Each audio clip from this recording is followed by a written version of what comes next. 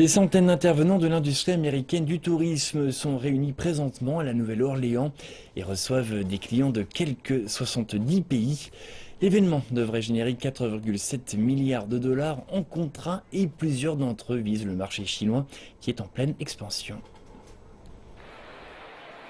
Le nombre de touristes chinois a explosé depuis que les États-Unis offrent des visas de 10 ans.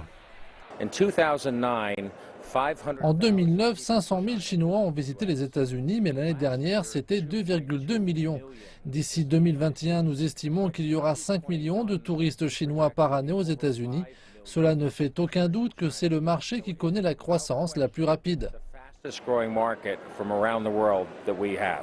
Et la façon de voyager des Chinois est en train d'évoluer. Ils se détournent peu à peu des voyages organisés. Les voyages en immersion sont très à la mode. En fait, les touristes chinois ont très grande capacité à comprendre l'offre touristique. C'est plus facile pour eux d'obtenir l'information sur Internet. D'ici 3 ou 4 ans, les voyages en immersion vont compter pour la moitié des forfaits achetés par les Chinois.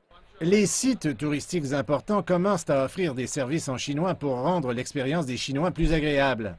Il y aura plus de panneaux en chinois pour aider les touristes chinois à s'y retrouver dans les aéroports.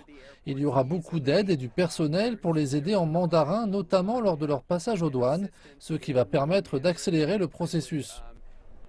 Le tourisme est le secteur qui génère le plus de revenus dans le secteur tertiaire aux États-Unis, soit 100 milliards de dollars par année. Et les touristes chinois sont parmi ces sources de revenus les plus en vue, avec chaque touriste en moyenne dépensant 5 000 dollars par voyage.